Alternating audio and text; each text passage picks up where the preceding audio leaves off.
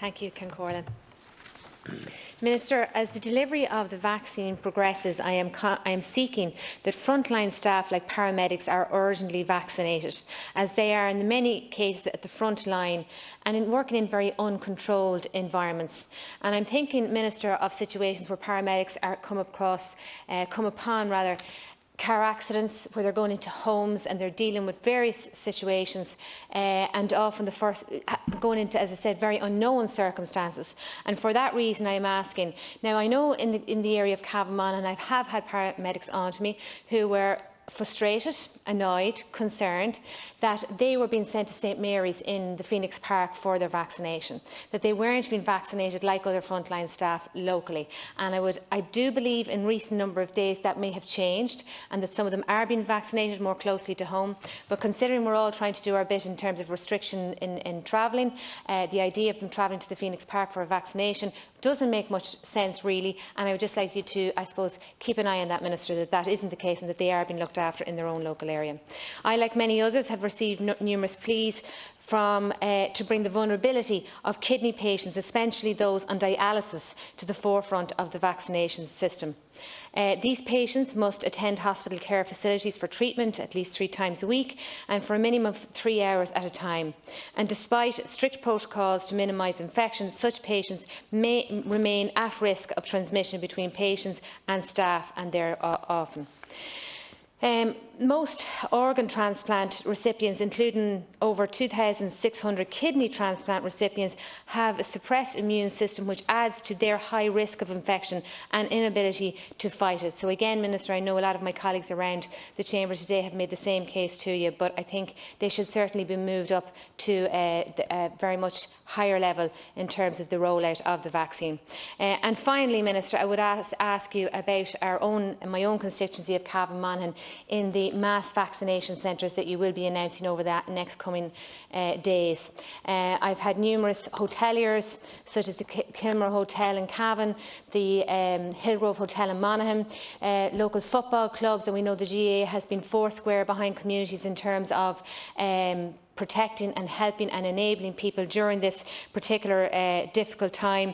They do have excellent facilities that allow space, capacity, footfall, all the things that I'm sure yourself and the HSE are taking into deep consideration in terms of planning the mass vaccination centres. And I would ask you, Minister, that you would look at clubs like perhaps Mullahorn in County Cavan or Bailieborough Shamrocks, the hotels that I've mentioned. These do have the facilities there at hand, ready to go, and I would ask if you'd respond to my request here today. Minister. How long have I got, Corlin? Well, is the full session? If there's not time, if you could respond in writing, I appreciate it. Okay, well, maybe we'll hear the other 2 contributors then. Deputy. Absolutely, and can I thank all 3 deputies for their questions. To the first set of questions, so paramedics are included in the first group, so they are being vaccinated now as frontline healthcare workers. All 3 deputies have referenced underlying conditions, and as we were discussing earlier on, there's a very detailed piece of work being done by the National Immunisation Advisory Committee now to look at that. And in particular, I think what we're all agreed on is the group within that underlying group of people with underlying conditions who are very, very high risk. And that is being looked at right now. I've asked the department to do a review of that, and I hope to be able to report back to colleagues next week on that. In terms of the vaccination centres, the situation is as follows. So there's 34 vaccination centres being worked on by the HSC. The aim is to have these ready by about mid-March. Really, when they'll be needed is in Q2. But some of them may be used by GPs before they're used for the next phase, which will be much higher volumes. And I think to the questions on pharmacies, these 2 things are related. So there was an operational decision taken by the HSC to use the GP network to vaccinate those who are 70 and older.